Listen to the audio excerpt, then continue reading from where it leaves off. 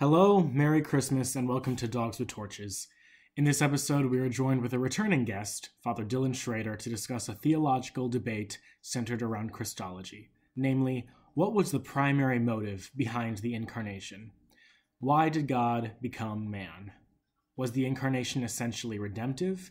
Would God have become incarnate had Adam not sinned? In this episode, we will examine the thought of certain medieval theologians, such as Albert the Great, Thomas Aquinas, Duns Scotus, and others, and then we will examine the thought of the late Renaissance theologians, the Salmanticenses, or the Discalced Carmelites of Salamanca, and see just how they try and answer this theological question.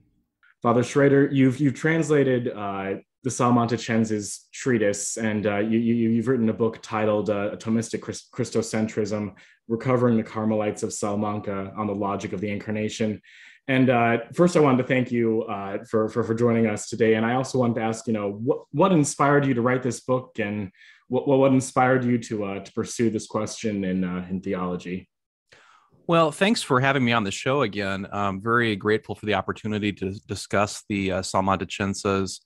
I first became familiar with the dispute over the motive of the Incarnation when I was studying theology in the seminary. I guess I had heard about it before that, but I really began to read about it during my theological studies.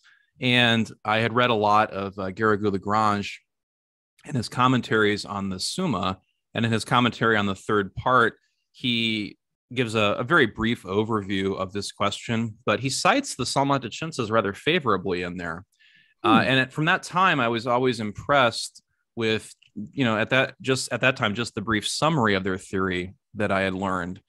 And so eventually I had the opportunity to go back and to read their treatise, really a disputation on the motive of the Incarnation.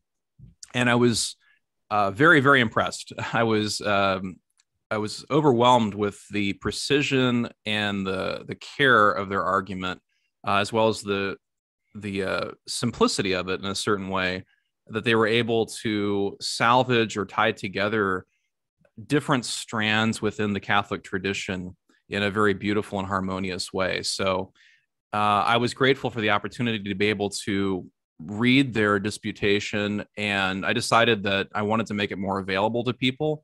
And so I did a translation of it, and I was glad to be able to write a book explaining and defending their point of view as well. Nice.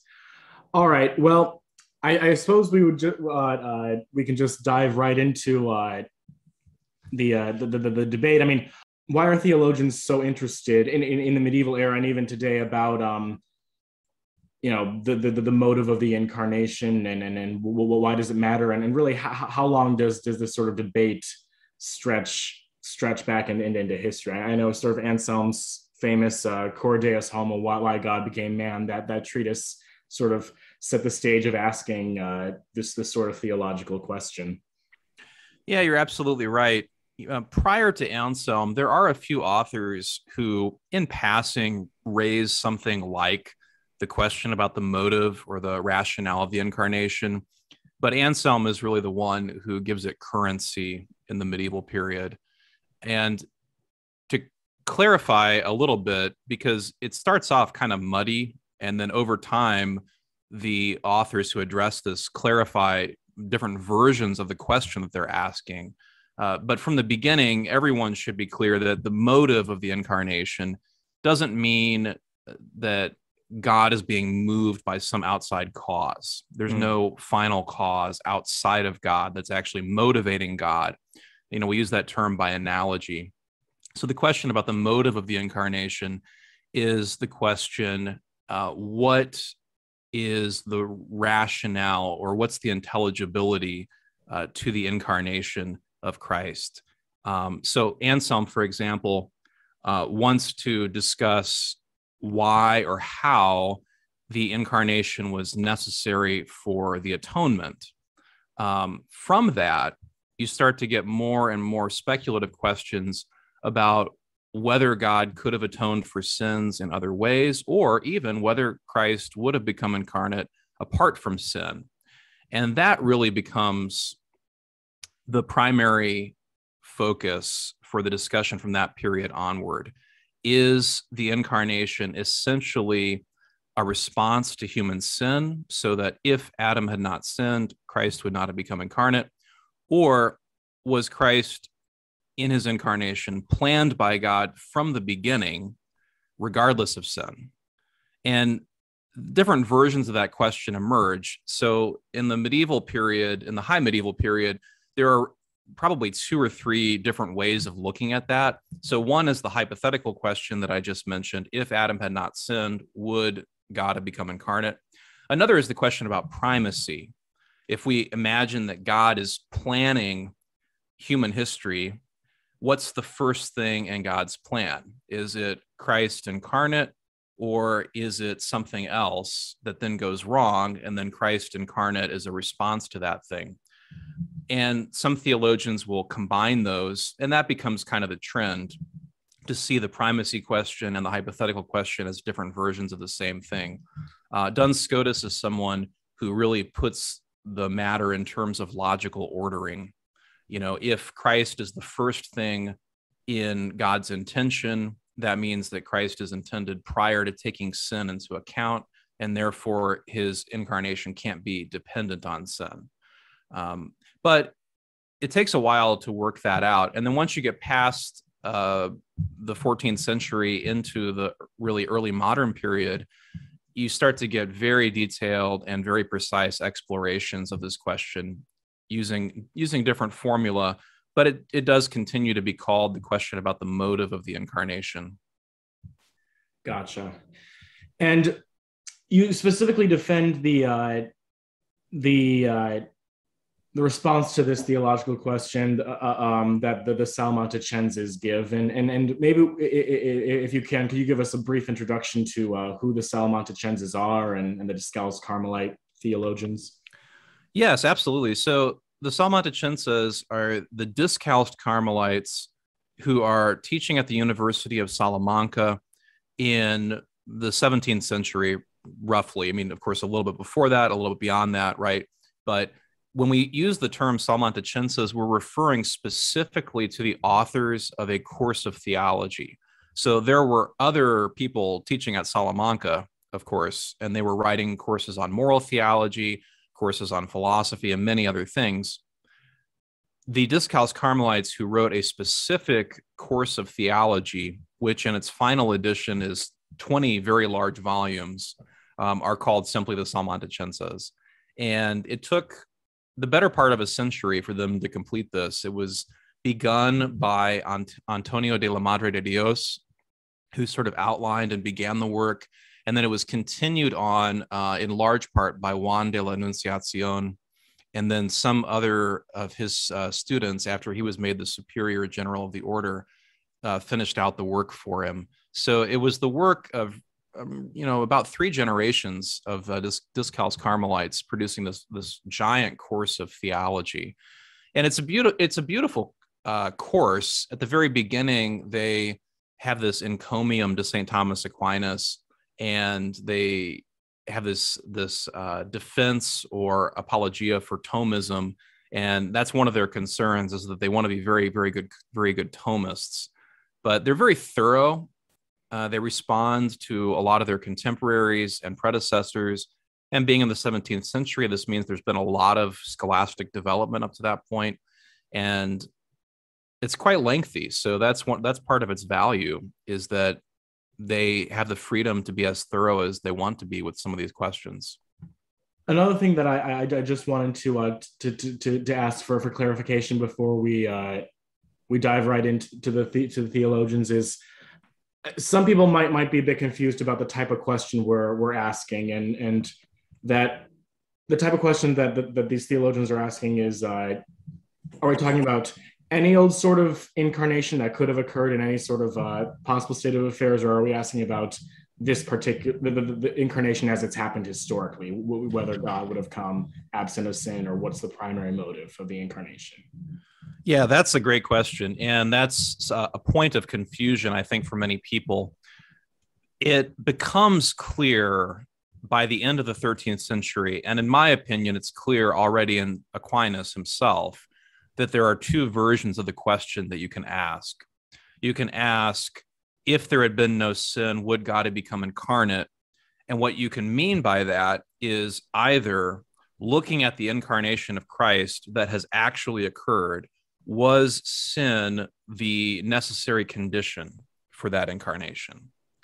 But the other question you could mean by that is, in some other possible historical course of events, if there had been no sin, would God have decreed some other incarnation, numerically distinct from the one that actually has obtained in the real order of history?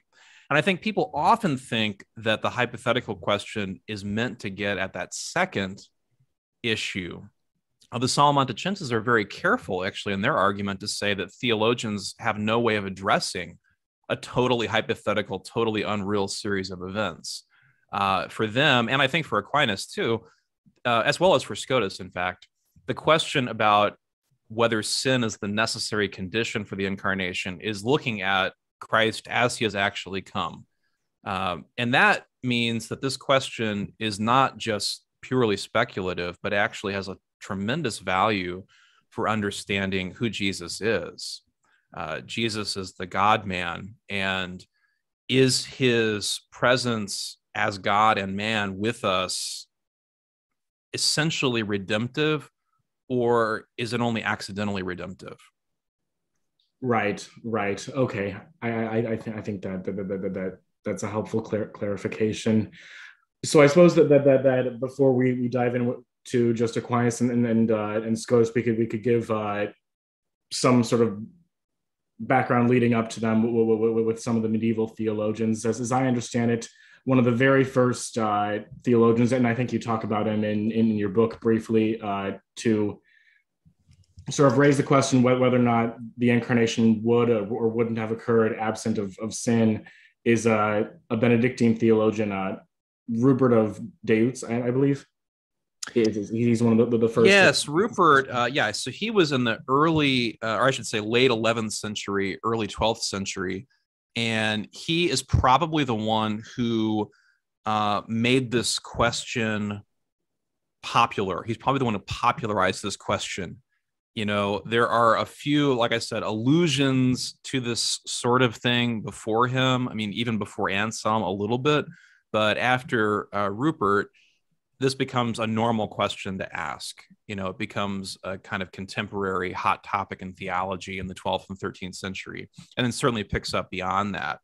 So Rupert's really interested in God's immutability. So he wants to maintain that God doesn't change.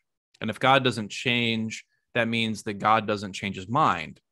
And so what Rupert basically says is that, well, if everyone now is saved through Jesus, then that must have been God's plan from the beginning. So if the incarnation were only a response to sin, that would be like saying that God had some original plan A, and then everything went wrong, and then sending Jesus was like a backup plan or a plan B, and that's how God corrected for that. And for Rupert, that implies that God is, changeable, and that God is, responding to things in the world, and that God is, not even omniscient, not even omnipotent. There's a lot of problems with that for him. So that's the context in which he raises this question. He begins by looking at the fact that we're saved through Jesus now, and therefore concludes that we must have always been intended to be saved through Jesus and God's plan. I see. All right. And as I understand it, another theologian who sort of follows after Rupert, he's a 12th century, I think he's a bishop, Robert Grosseteste, who he argues, I think he lives in the 12th century, and he argues that it really doesn't make sense to think that the incarnation is sort of dependent upon sin to come about, for God to sort of manifest himself. He argues that the incarnation makes sense really as a sort of like high point of the goodness of the universe. It sort of maximizes the goodness of the universe for God to become man.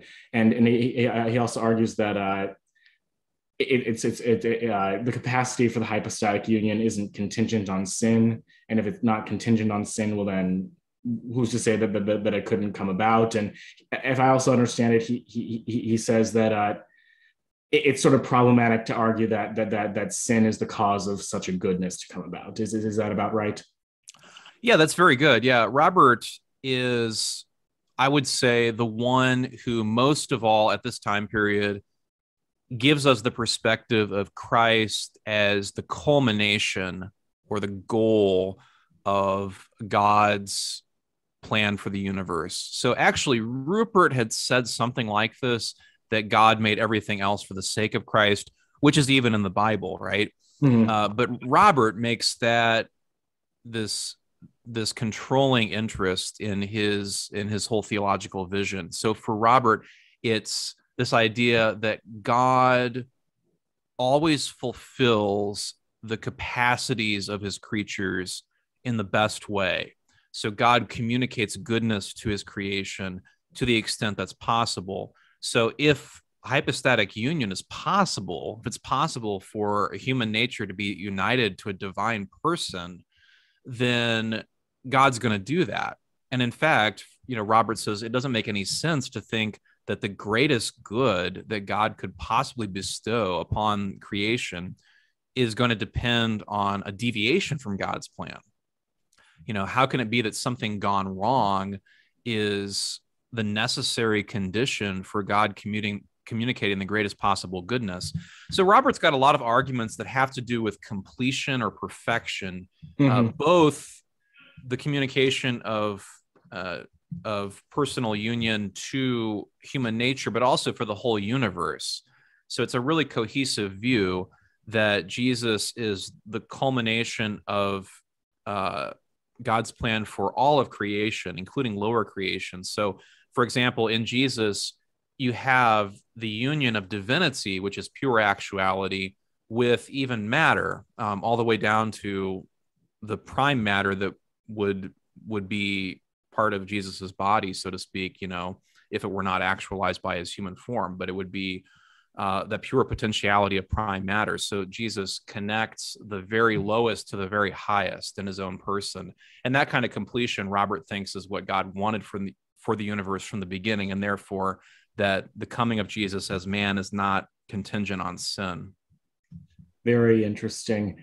And now, as I understand it, though, I think one of the problems with sort of Robert's theological outlook is it sort of seems to limit divine freedom a bit. Would I be correct in making that case that the God, sort of has to create the greatest sort of possible good if he's to create the universe?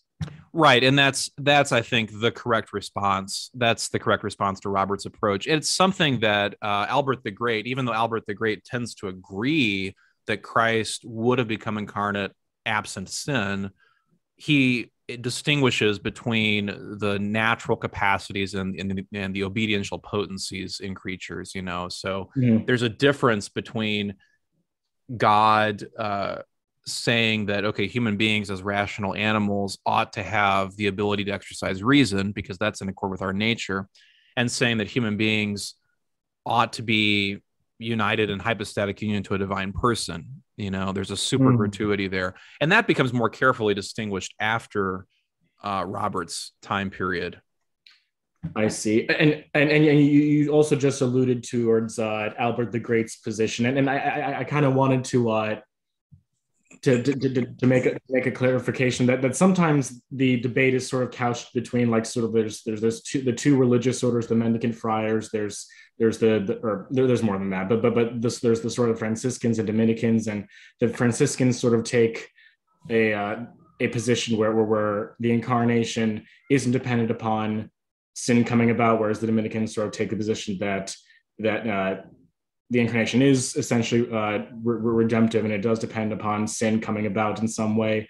And I think that with Albert the Great and Bonaventure, that it sort of that isn't the case with them. Albert the Great takes, as I understand it, that the incarnation sort of would have come independent of sin, whereas Bonaventure denies this notion. Is that correct? Yeah, you're right. The caricature is that the Franciscans hold to the absolute primacy of Christ, meaning that Christ is the first thing God intends. And when I say Christ, I always mean Christ, God and man in his incarnation. So if he's the first thing God intends, then therefore his coming as man cannot be a response to sin. That's typically held to be the Franciscan position, and the Dominicans hold to the position that the coming of Christ as man is essentially salvific and redemptive, meaning that in the present economy, in the present plan for history, it is contingent on sin. Not to say God couldn't have done something otherwise, but in the actual plan, the incarnation is meant to be connected with redemption from sin. However, as you point out, prior to the end of the 13th century, we see two major theologians from those different orders who don't hold what becomes the party line. So Bonaventure tends to agree with what would be called the Dominican position, and Albert the Great tends to agree with what would be called the Franciscan position.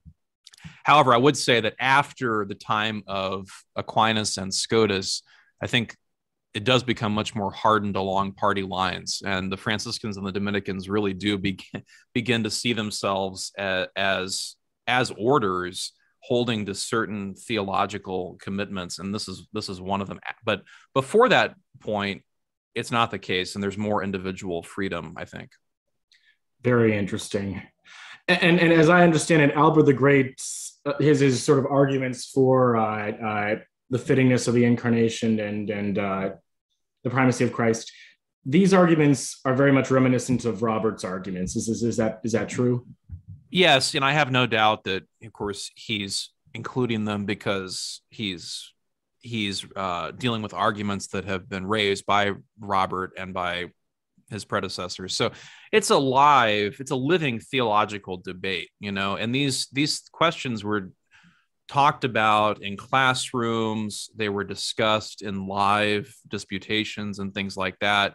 And a lot of what we have is coming down to us in the form of commentaries that started out as classroom lectures and things like that. So they're responding to other people that they knew most of the time. So that's why the same kind of arguments tend to get repeated, and not always with citation. In fact, often without citation.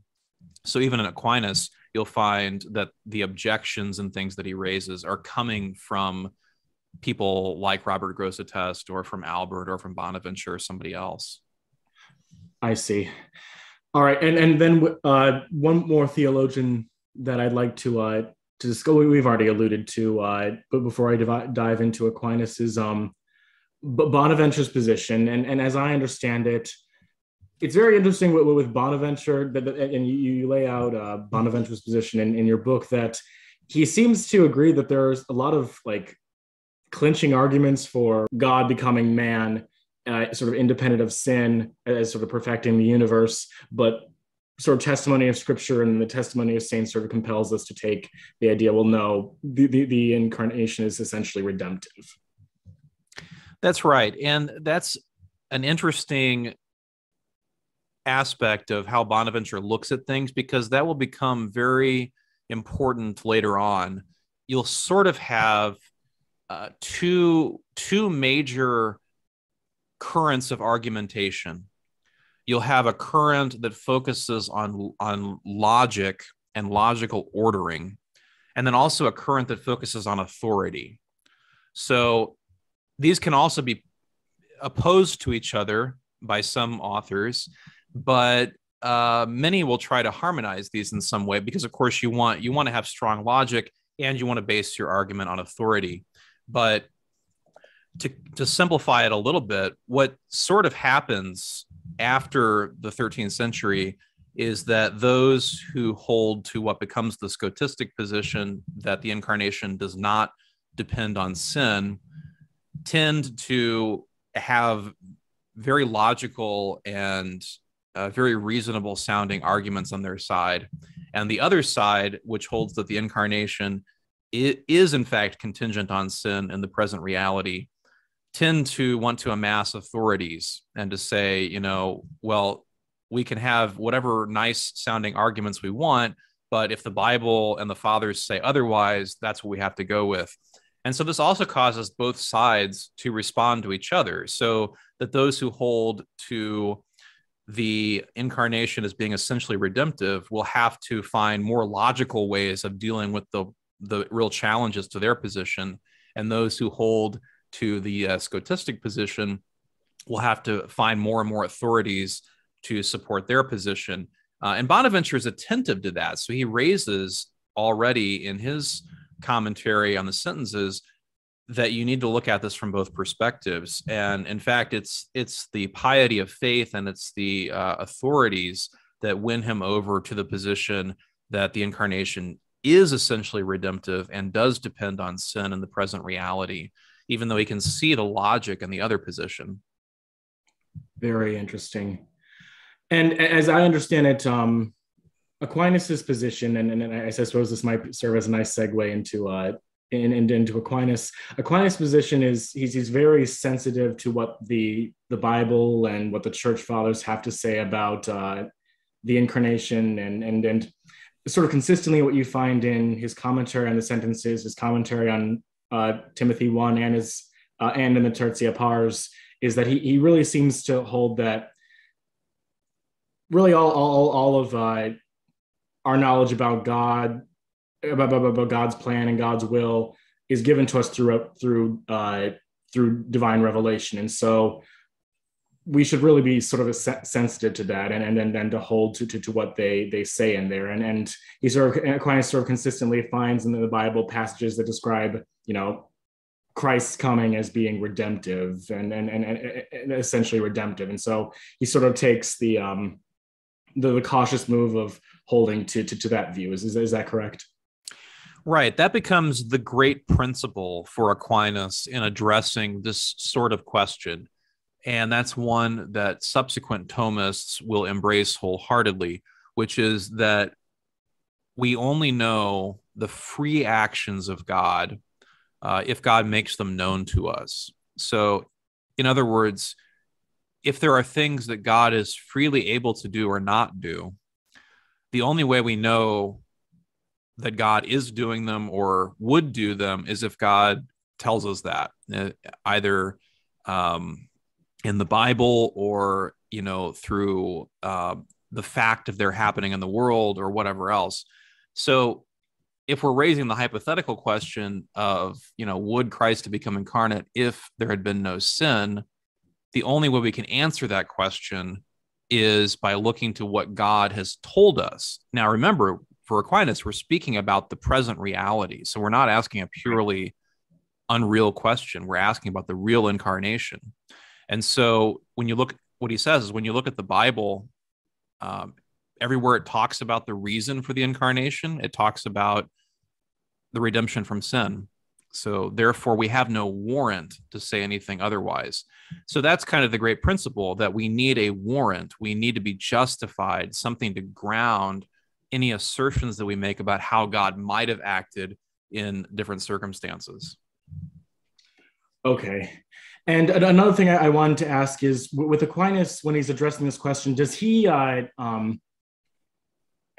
does he take a sort of hardline position on this question, or is he sort of willing to grant that the other side has good reasons for holding to their view too? As I understand it, it's sort of an argument of probability or dialectic, rather than like, this is the case and that is not the case. Yeah, I don't think anybody engaged in this particular discussion among the scholastics ever felt comfortable saying that they knew for sure the right answer to this. Okay. Everyone couches their response with some kind of disclaimer that, they're giving their own opinion, or they're giving what they think is the more probable opinion, or whatever. That's always in the background of this. So Scotus gives a disclaimer, Aquinas gives a disclaimer, and I think they pretty much all do. Nobody is saying we know for sure about this particular question. I see. All right. Well, I suppose that we can just go in and dive to Duns Scotus's position, because he sort of takes a different approach, where he, as I understand it, the sort of two ideas that undergird his Christology are God's orderly willing and God as the primacy of Christ, God intending Christ as first intended. Yeah, Scotus marks a turning point. So one of the things we do have to be careful about is what really did become common, which is just saying, okay, you've got Aquinas and Scotus, or you've got, whatever, the Dominicans and the Franciscans. Aquinas and Scotus are not exactly asking the same question in the same way. They are addressing the same overall topic, but the way that Scotus approaches the question about the relationship of the incarnation of Christ to contingent factors like sin is different from Aquinas. Scotus also has a much more developed logic. And I think Thomists, need to just recognize that fact that he's a generation later and he's working with a more advanced set of tools. And in fact, this sort of speculative question had more time to develop and so forth as well. So the Thomists following Scotus will use a lot of the tools that Scotus helps to develop or apply, and I think rightfully so. But yes, so for Scotus, the starting point for looking at this is Christ's predestination. So he doesn't raise the question about the incarnation as a hypothetical on its own, but he looks at the fact that Christ is predestined. So that's talked about, for example, in the letter to the Romans. So if Christ as a man is predestined, what does that mean? Well, first Scotus says, okay, that's the predestination of Christ's individual human nature. And what is it predestination to?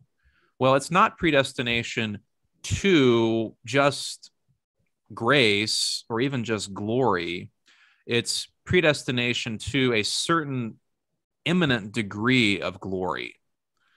And if Christ's humanity is predestined to this super eminent degree of glory, then the means to that is the hypostatic union. So Christ is predestined, or I should say Christ's humanity is predestined to receive tremendous glory. And the means toward receiving that will be the fact that this humanity is the humanity of the Son of God. So then, if you take that as the starting point, you can see why there are some good reasons to say, well, that shouldn't depend on the sin of Adam in some way, or on anything else for that matter. That kind of predestination ought to be absolute. That is, it should be the first thing in God's intention.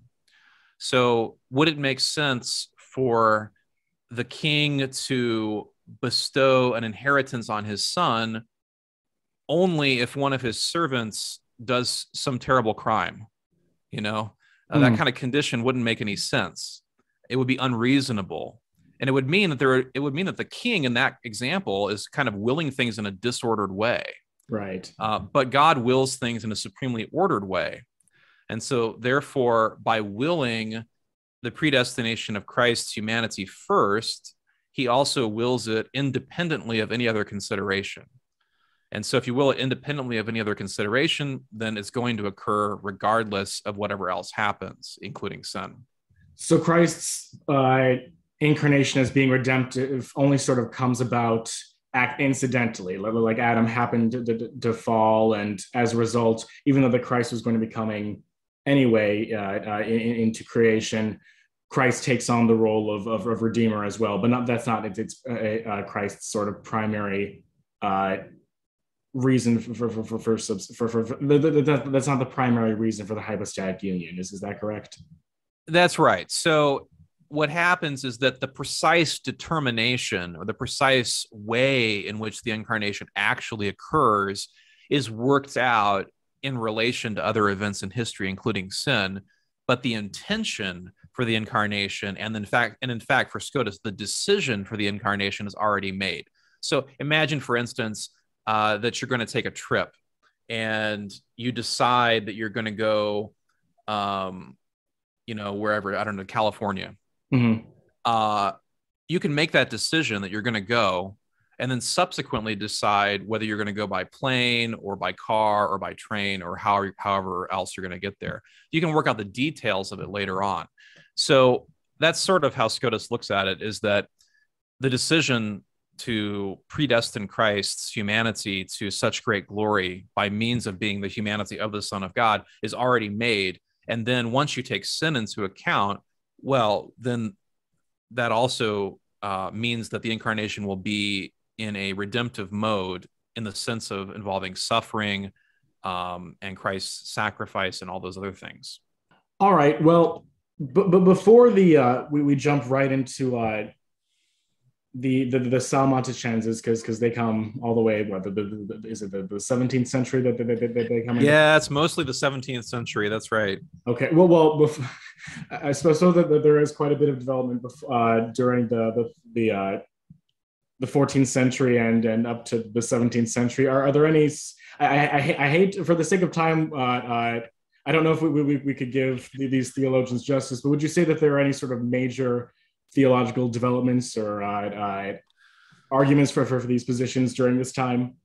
Well, there's a lot that happens after Scotus and before the Salmanticenses, and it would take hours to outline all this in any detail and to do justice to it. Right. There are a couple major things that happen. So one is something I've already mentioned, which is that the Thomists come to realize the logical rigor of the Scotists, because Duns Scotus himself really is more developed and more careful with the logic than Aquinas is on this particular question. The Thomists, however, want to still maintain that fundamental principle of Aquinas, which is, well, we only know what God is going to do, or we only know the reason for God's acting from what freely from what he tells us. So they want to maintain the authorities, which they take to be evidencing that Christ's incarnation is essentially redemptive, but they also adopt whatever they can from the Scotistic logical apparatus. So, for example, they'll have to start speaking in terms of logical ordering and things like that, and responding to some of the very good arguments that the Scotists are making. At the same time, there are also problems, there are also inadequacies in Duns Scotus's own arguments. So the Scotists will have to shore those up a little bit. So, for example, I should say Cajetan points out some of the inadequacies in what Duns Scotus himself says, and he raises some arguments that then from that time on have to be addressed by different people. One of the things that happens across the board is the distinctions of causal perspectives becomes more important. So people begin to be more careful about looking at the fact that you can have complementary causal perspectives. So, for instance, if you take something like formal and material cause in a physical being, say the soul is the form of the body. Well, in that sense, from the perspective of formal cause, the soul is prior to the body. So the soul makes the body to be the kind of body that it is. But at the same time, the soul can only be the form of the body if the matter is already predisposed. So there's a complementarity. So from the perspective of material cause, the final disposition of the matter is actually prior to the infusion of the soul. So even though these things might occur simultaneously, there are different perspectives to attend to. So that becomes important. It also becomes important to clarify the different kinds of hypothetical questions, as we've already talked about. So everyone has to be clear on what they're looking at. So, for instance, one of the things the Thomists will say very frequently against the Scotists is that the Scotists are looking at some totally unreal incarnation. You can't say that God had decided to send Christ regardless of sin, because the only incarnation that's actually happened has been where Jesus suffers and dies for sinners. So that's God's effective decision. So the Thomists always want to push it to that level and to say, to go back to that example, if you're planning a trip, you might have a wish or a desire to go to California, But until you actually have made a concrete plan involving taking a plane or driving or taking a train or whatever to get there, you haven't really made an effective choice to get there. So the Thomists want to say we're only looking at God's effective choice. We're not saying anything about whether God likes the idea of an incarnation or not. So the distinction of hypotheticals also becomes important. And there are developments along those lines. There are attempts to harmonize the two camps. One of the most famous ones is by Francisco Suarez. So Suarez has a quite lengthy exposition of, first of all, the ways in which God can will something and what it means even to talk about God willing something with a condition in it. What is God's conditional will? At the same time, with this discussion, there's a lot of discussions about predestination going on. And so the idea of how God plans for things in history and how there might be conditions or contingent factors taken into account is also developing at the same time. So Suarez tries to harmonize the two positions by sort of saying that the two sides are talking past each other. And he has a very complex way of doing that involves conditional knowledge, which is what Molina calls middle knowledge. Right. In a nutshell, Suarez wants to say, well, what God intended first was the incarnation in the best way possible. And then foreseeing that in the actual circumstances in which he would be placed, Adam would sin. The best way possible becomes redemptive. And so it's true both that God willed the incarnation in one sense independently of Adam's sin, but in another sense always willed it to be redemptive from the very beginning as well. So he tries to harmonize it too.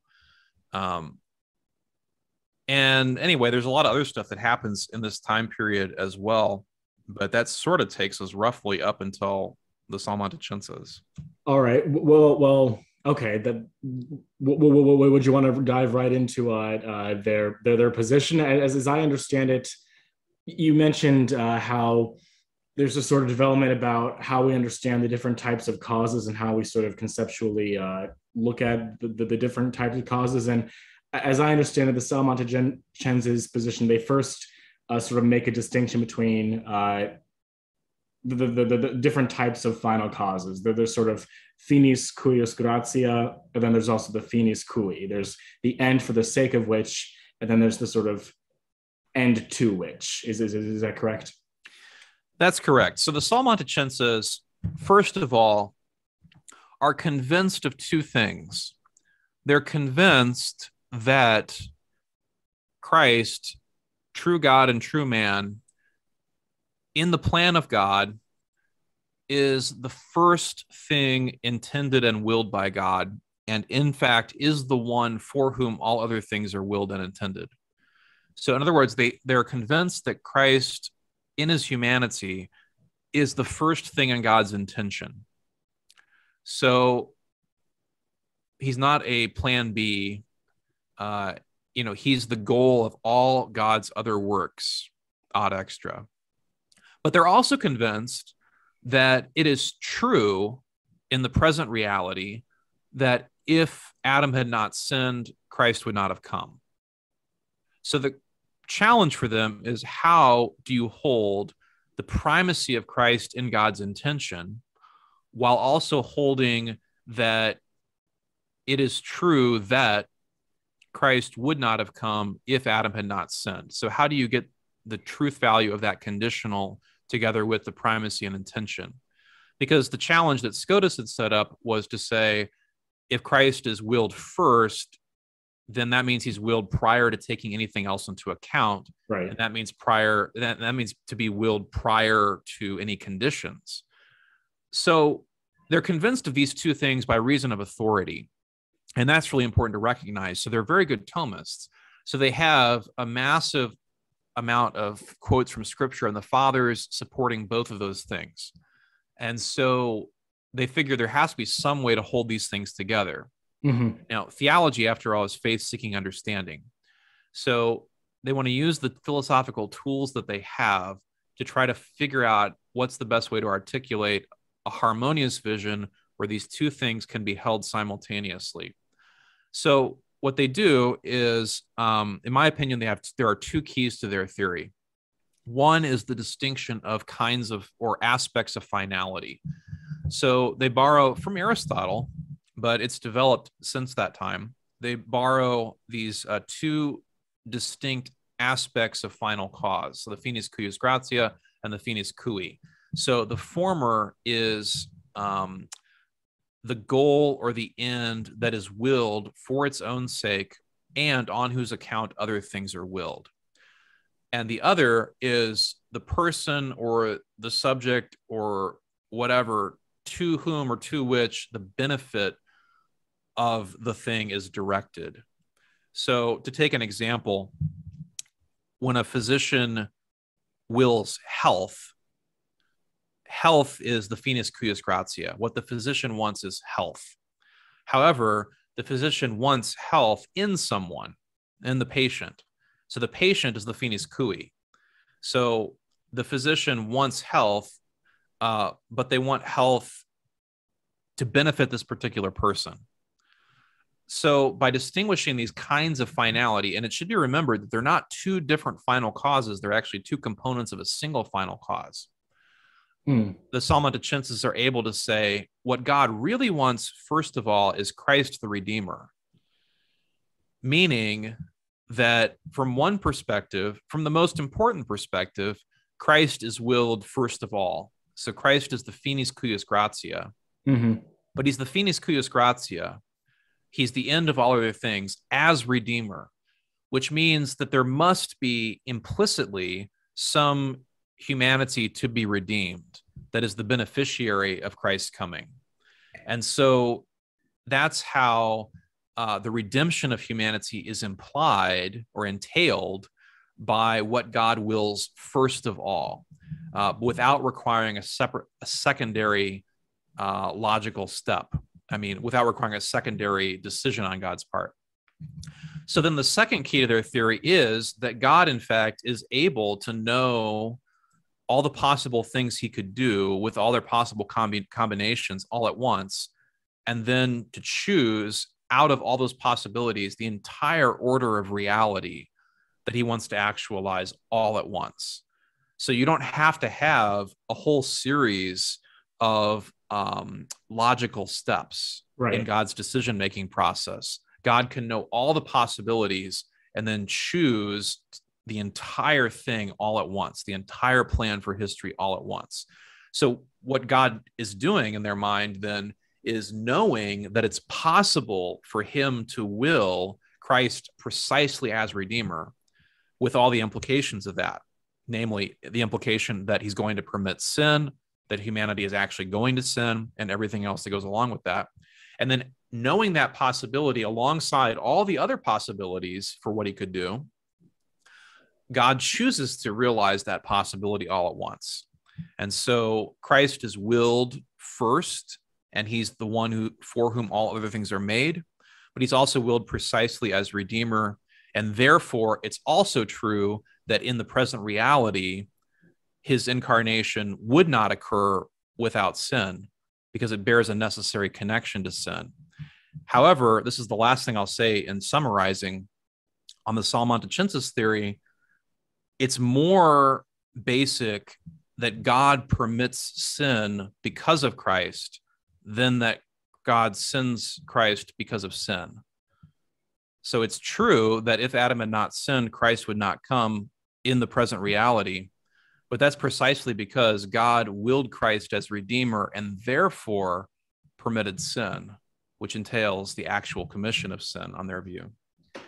I see. So if I understand what you've said correctly, there's sort of two. I think what you call them are signa rationis in God. That there's sort of God as he knows himself and knows his active potency and all the sort of possible instances of creation he could bring about, and God also knows what he will to bring about. And I think the Aquinas calls this like vision, if I'm not mistaken. And God has taken into account not only Christ as for whom everything is willed, but has also made it so it's through sin, it's through redemption that the Christ becomes incarnate. Is that the position? Right. So there are two, yeah, as you say, there are two signa rationis. There are two conceptual stages in God's decision-making process for the Salmanticenses, which is to simplify a little bit because there are actually different kinds of conceptual stages you can use. Okay. But it's to say that Christ is not some kind of backup plan or some kind of plan B because something else has gone terribly wrong in God's original plan. It's to say Christ is the goal of all things, including the permission of sin. So the goal of God's permitting sin is Christ the Redeemer. Now, there's a very obvious and serious objection to that, which is to say that makes it sound like God wants there to be sin so that he can save people from sin. Right. Like almost like God's willing sin as a means to an end, right? Absolutely. That is exactly what it sounds like. And that's probably, in my opinion, that's the most serious objection to the Salmanticenses theory.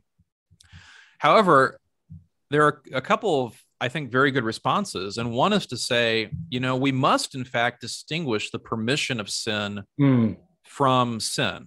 Right. So we have to distinguish between God's permitting sin and God's willing sin. If we don't do that, we have a lot of other problems in theology. Right. So if we can do that, if it's valid and if it's legitimate to say that God can permit sin without willing sin, then he can also permit sin for a reason, which doesn't mean that he's willing sin. And the other thing is to remember that, okay, in the actual world in which we live, God has permitted sin and has sent Christ as Redeemer from sin. So you can't argue against the Salmanticenses theory on the basis that God can't permit sin and send Christ as Redeemer for sin, because that actually has happened. Right. And there are other cases where God wills things that have a necessary connection with permitting sin. So God wills martyrdom. He wills the glory of the martyrs. But the martyrs are only martyrs because somebody else has committed murder. Right. Exactly. Okay. So it's important to keep in mind the distinction that willing something and permitting something to come about, it's not exactly the same. I mean, maybe that might be a sort of utilitarian presupposition that they're really just the same. But I think that a theologian would distinguish between the two, right? Right. So what God wills is the permission of sin. He doesn't will sin. And what he orders to Christ as to final cause is the permission of sin. It's not that sin is the means toward Christ the Redeemer. And in this way, I think that the Salmanticenses preserve something that needs to be preserved, which is sort of the mystery of evil. That there is an aspect to evil that we can't really explain. There is an unintelligibility to evil. There's an unintelligibility to good from our perspective sometimes because the good is too mysterious to us because of our own weakness, our own inability to comprehend. But evil is unintelligible in itself. Evil is the thing that shouldn't happen. It's the thing that shouldn't be. So if you're going to have something that you're not able to explain fully in your theological account, it ought to be evil. Okay, that definitely makes sense. All right. Well, if I can ask then, so that we've sort of laid out the Salmanticenses position that God sort of intends Christ first as Christ the Redeemer, and everything else in creation is sort of builds up to Christ. But how exactly do they argue for their position? As I understand it, they sort of rely on all the patristic literature and all the Bible passages that they can find that sort of bolsters and strengthens their position. Yeah, they amass a lot of authorities, and that's the most important factor. So the logical arguments they give are meant to show the cohesion of the two things they're convinced of. But they're convinced of those things, that namely that Christ is first in God's intention, and also that it's true that Christ would not have come in the present reality absent sin. They're convinced of those things by virtue of authority. So the logical arguments they give consist of responses to other schools of thought, and they consist of just trying to outline and show the cohesion of their own vision, which, as I say, in my opinion, rests on those two keys, the two keys of the different aspects of causality or final causality, and the fact that you can account for the providential plan with precisely two conceptual stages. That is, two major overall conceptual stages. Okay, and if I can also ask then, how, as I understand it, Duns Scotus reads a lot of the church fathers as when they argue that Christ's coming is redemptive and Christ's incarnation is redemptive.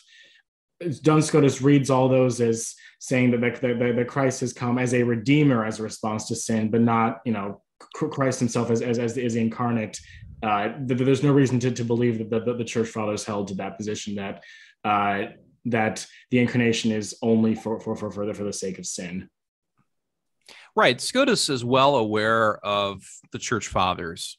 He's read the fathers. He's aware of the arguments from authority and the places where the fathers speak sometimes very strongly about the connection between Christ's coming and Adam's sin. But he points out that, they're talking about the incarnation in all its details as it actually has occurred. Right. So for him, he still wants to say that there's a logical moment in God's decision-making process where God has decided on the incarnation without having yet decided on all the details of it. So he can say, well, the church fathers are simply talking about the full thing with all its details, but they're not talking about that prior logical moment. I see. Okay, and how exactly would the Salmanticenses do they take issue with that reading of the fathers at all? They do take issue with that reading of the fathers. So first of all, they point out, well, there are actually other passages in the fathers where it's very clear that they think Christ would not have come absent sin. Not to mention the fact that when you say the creed at Mass, you say, for us men and for our salvation, he came down from heaven and became man. You don't say he became passible. You say he came down from heaven for our salvation. So we're always asserting things that certainly make it sound like the Felix culpa of the Exultet is true. And the other thing they point out then is that, okay, well, let's say that there is such a logical moment where God has decided on the incarnation without having taken into account the precise mode or details of how it's going to be worked out. Would Christ come by virtue of that decision at that moment? Well, no, he wouldn't, because he can only come as either able to suffer or not able to suffer. It's got to be one of those two. And if you say, yes, he would come as able to suffer, what you're saying is that Christ would come and suffer regardless of sin, which is not tenable. Right. Or if you say he would come as not able to suffer, as impassible, well, he didn't come as impassible. So therefore, that logical moment, whatever it might be, is not talking about the real order of events. You're only left with the possibility that at whatever logical moment where God has decided allegedly on the incarnation, but has not yet decided on its precise circumstances, that Christ would not come by virtue of that decision, which means that we're not even talking about it, because the discussion should always be about what God has actually decided. And really what that boils down to is that any discussion about such a logical moment is not a discussion about Jesus of Nazareth. It's a discussion about the idea of an incarnation. It really seems like the Salmanticenses are able to account for both the Duns Scotus's understanding of a sort of logical ordering and priority, but also sort of take into account that, okay, look at all this patristic literature and even the creed that seems to suggest that Christ's incarnation is essentially redemptive. It seems like a very good harmonizing of both these two aspects of theology. I think it is. Yeah, that's why I argue for it. I think, yeah, not only do I think it's interesting, which is why I translated it, I think they're correct. And I have yet to see really a better approach. Not that there couldn't possibly be further arguments or further details worked out, but right. I think the framework they present is correct. And it helps us to hold together two things that I also think are in the tradition, namely the primacy of Christ and also the fact that the incarnation is connected with sin as a necessary condition in the present reality. So what I would suggest is that Christ holds primacy in God's intention, but it's not an unconditional primacy. It's a primacy that itself entails further things. So it's the primacy of Christ as Redeemer, which is not to say that God is only willing Christ on the condition that there would be sin. That is true, but you have to say, well, why is that condition being fulfilled? It's not because God is looking out into the world and seeing sin and then sending Christ as a backup plan. It's because God is willing Christ as Redeemer and therefore allowing the sin to be committed in the first place. Right. And if I also may say about the Salmanticenses position, it almost seems like they're making the case that to argue that for the primacy of Christ and to argue that that the incarnation is essentially redemptive, it almost seems like a false choice, and that really both are complementary towards one another. That seems to be the biggest theological takeaway from their project. That's right. You get the best of both worlds. So, that's one of the beautiful things about their position is that they have no qualms with taking whatever is good from the work of Scotus and the Scotistic tradition and using that within what is fundamentally a Thomistic framework and arguing for a Thomistic position. So they have absolutely no problem with that.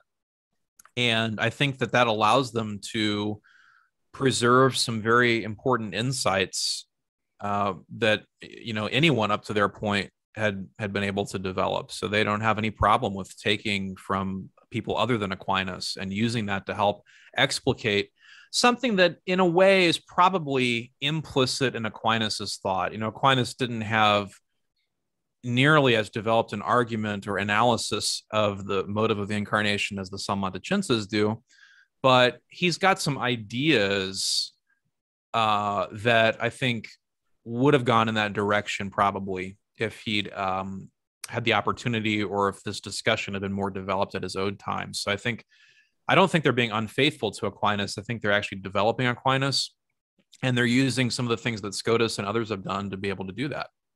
Nice.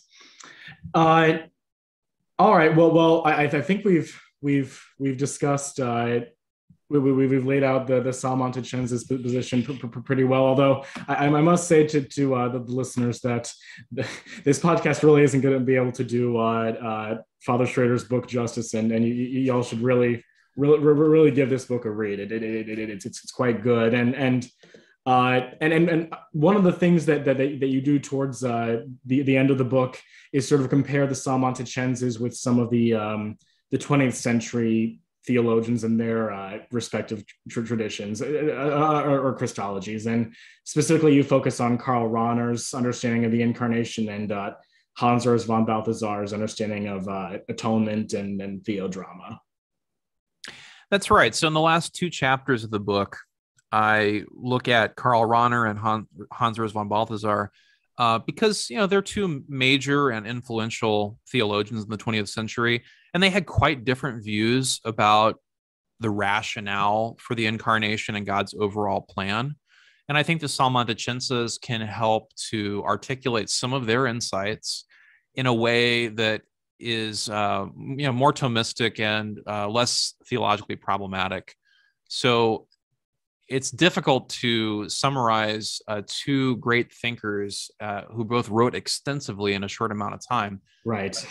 Rahner essentially sees the incarnation as the culmination of a process that is already in some way going on from the very beginning of creation. So it's a sort of evolutionary view. You have matter, and matter itself is developing toward a kind of openness. And it's really when you get into human beings, you have spirit and matter. You have spirit in the world. Spirit in the world is characteristically human and also characteristically open to more. So it's the openness to something more, the openness to the transcendent in humanity that really is the defining characteristic of human beings for Rahner. So what this means is that when you find the man who is the most fully human, he's the most fully open to the transcendent. So Jesus is the most fully human and therefore the most fully open to the divine and therefore is divine. So it's almost like you might say that Jesus is fully divine by being fully human. Interesting. Yeah, it's an ascending Christology. Now, Rahner also has a descending approach, and in his mature thought, he kind of combines these or synthesizes these. So for Rahner, the incarnation is not dependent on sin, because in fact, it's the goal or it's the high point of the whole process of the development of creation to begin with. Okay. It's the high point of God's self-communication to the world. Now, it's not that Rahner thinks the incarnation is absolutely necessary, that God must do this, because God doesn't even have to reveal himself for Rahner. Right. But Rahner does place some constraints on what God is able to do. So if God is going to become incarnate, it's got to be the Son who becomes incarnate. Right. As I understand it, that was he was sort of reacting towards a sort of manualist tradition that argued that really all three persons are capable of becoming incarnate. And even though that there's a sort of fittingness for the Son, it could have obtained that all three or one or the Father or the Spirit could have become incarnate. That's right. So in Rahner's Trinitarian thought, one of the issues he wants to avoid is this sort of fungibility of the divine persons. And he sees that problem in some of the textbook theology of his own day. And to be fair, I think he's somewhat right. Some of the theological manuals and textbooks did not give a lot of attention to these sorts of questions. So I think he's right to point out that, you can't just give two sentences to saying, well, yeah, the Father could become incarnate or the Spirit could become incarnate, and then just move on. You actually need to reflect on, well, what does that mean? How do we know that? And would the incarnation of a different divine person look very different? What does that mean? Because Rahner's fear is that theology is going to start, or has been speaking about God as if you've got the real God behind the scenes, and then God is sort of just putting on a show for us in the world, So the way he wants to get around that is to say, well, no, the way God works in the world is the way God is, so to speak. There are difficulties in interpreting that. And if you interpret that in certain ways, it's really problematic. But yeah, Rahner ends up placing some constraints on the incarnation. So it's got to be the Son, for example, because there's something about the Son that makes him incarnatable as a personal property. The Father and the Spirit are not incarnatable in that sense, which also makes humanity, interestingly, sort of a correlative to the Son in the Trinity. That there's something about humanity that makes us able to be assumed into personal union with the Son. I see. And I do remember reading that one of the concerns about Rahner's Trinitarian theology is that he sort of or not collapses, but sort of closely identifies the economic Trinity with sort of the immanent Trinity, that the God, as he reveals himself to the world, is, I don't know if he goes so far to say is identical, but it's very closely aligned towards how God is as he is in himself. Would that be correct to say? Right. Yeah. Rahner identifies the economic trinity and the immanent trinity, which, depending on what that means, is either totally fine and really somewhat trivial, or could have a lot of problems. If he simply means that it's the same God who exists in himself and who works in the world, then that's true. Right. But if it means that there's some way in which God's actions in the world are necessary or determinative of who God eternally is in himself, then that's not correct.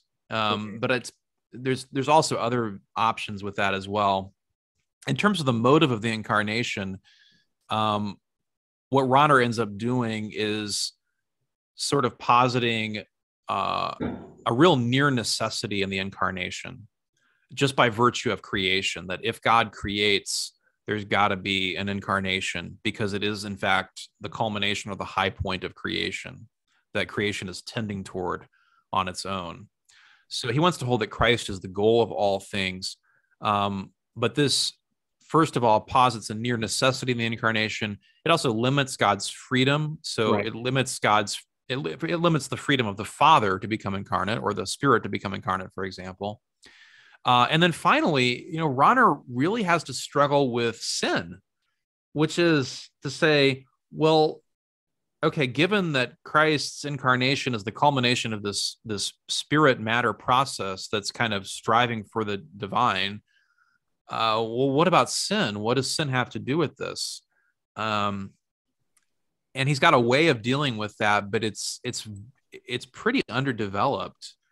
That why does Jesus have to suffer and die on a cross if he's just going to reconcile, or not even reconcile, but unite divinity and humanity? If he's going to be God's self-communication to humanity no matter what, why the cross? Which is one of the things that Balthasar challenges him with. Right. It seems that he sort of sidelines the crucifixion in his Christology. And would you say that there's anything that the Salmanticenses could sort of bring to the table in dialogue with Rahner and his Christology?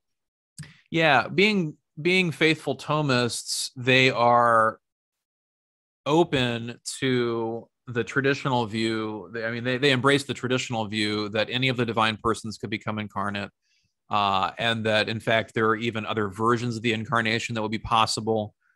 For instance, two of the divine persons assuming the same human nature, and so forth, and all these things that are very difficult for us to imagine, but they're open to those possibilities precisely because if something is not logically impossible, God can do it.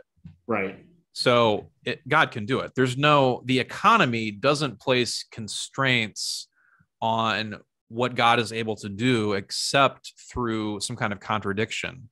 Right. So God can't make something to be simultaneously hot and cold in the same time in the same respect. Right. But that doesn't mean that he couldn't make what is hot to have been cold instead, for instance. Right. So they're able to hold that Christ is the goal of everything else without placing that near necessity on the incarnation or on the incarnation of the Son, because they also hold with Aquinas that God could have redeemed humanity in many other ways apart from the incarnation. And they're able to hold that Christ as the goal includes the notion of redemption. We don't have to marginalize the cross in order to hold Christ as the goal of God's other works. I see. Okay, well, if I also understand the other theologian that we've been alluding to, Hans von Balthasar, whereas Rahner's Christology, it's very much an east ascending Christology. With von Balthasar, we sort of get a descending or condescending of Christology, that Christ sort of stoops down through the incarnation to just sort of redeem humanity and sort of perfect human freedom. Yeah, absolutely. So Balthasar has a dramatic approach, and his starting point is to look at finite and infinite freedom. So drama involves freedom. If there's no freedom, there's no drama, right? And so he looks at the freedom of God and the freedom of humanity. What happens is that through sin, humanity goes astray. Humanity disobeys God. Now, how is God going to rescue humanity without violating human freedom? So what God has to do is, if he's going to reconcile humanity to himself, he has to get human freedom to turn back to obedience. So what God does then is the Son, who within the Trinity has the characteristic of obedience for Balthasar, in some analogous way. The Son descends into the place where human beings were farthest from God. So the Son not only takes on human nature, he descends to the point of even alienation from the Father. So he takes on the consequences of human sin in their depths, including hell. So this is his descent into hell. So the Son comes all the way down as far as you can get from the Father, and that's where he embraces fallen humanity in himself. But it's the Holy Spirit who still connects the Son to the Father, and who then pulls Christ back up with fallen humanity, so that human freedom in its errancy is reconciled to divine freedom through the Son, but by the connection of the Holy Spirit. So you can see how for Balthasar, the Trinitarian processions are very important. The Father is sort of anchored up there as the eternal source and goal of all things. The Son is the one who comes forth from the Father. And so that means that he gets his will from the Father, which is why he has the characteristic of obedience, because he receives his will from another. And because he goes forth from the Father, he's able to extend that going forth into creation. So it's like the Trinitarian mission of the Son, which for Balthasar includes all the way down into hell. The Son is able to extend his procession from the Father as far as possible to the limits of God-forsakenness. And that's where he embraces human freedom that's gone astray and has been alienated from God. But the Spirit is the one who connects the Father and the Son. So the Spirit then brings the Son back up to the Father with fallen humanity. So I envision it something like a bungee jump. Right. That's almost, a tightrope. Yeah. And it is very dramatic. So what this means is that for Balthasar, the focal point of God's plan for history is the cross. And by cross, he includes the descent into hell and the resurrection and ascension. It's that whole event, the whole Paschal mystery, that's what God actually wanted to do from the beginning. Now, it's not that God is forcing human sin for Balthasar. Rather, it's just that when you give rise, when infinite freedom gives rise to finite freedom, for freedom to be free, there's got to be the possibility of it going wrong. And so God risks that all this is going to that sin is going to happen. And by risking that sin is going to happen, he also commits himself to the eventual reconciliation of fallen humanity if humanity should fall. So there's kind of a conditional necessity for the incarnation. But for Balthasar, the cross is absolutely essential to the incarnation of Christ, because it's the drama of freedom, and it's the extension of Christ's procession from the Father is his procession down into hell through the cross. So there's some commonality there between Balthasar and the Salmanticenses, in that Balthasar sees the incarnation as essentially connected with sin, and he sees the cross as essential to Christ's coming and not accidental. I see. Yeah, so, and here he would sort of part ways with Rahner, who sort of sidesteps the crucifixion and really the incarnation as redemptive, and the redemptive incarnation, and specifically Christ on the cross, is the center point of Balthasar's Christology. That's right, and that's Balthasar's major critique of Rahner in this particular respect, is that Rahner doesn't do justice to the uniqueness of Christianity. See, one of Rahner's concerns is, how do you make the figure of Jesus understandable or acceptable to everybody? So for Rahner, telling the story about Jesus saving the world by dying on a cross sounds kind of like a fairy tale. He doesn't call it a fairy tale. He certainly is not denying that these things happen and whatnot, but he's thinking, okay, think about modern people and think about everybody in the whole world. And so for Rahner, if you're going to tell them that there's this story about God who became man, who then died on a cross to save everybody from their sins, how are people going to accept that? Or what in their experience connects with that? So what Rahner wants to do is to say, well, there is something that all human beings have in common, which is their humanity, and which includes their openness to this idea of something more, this seeking after something more.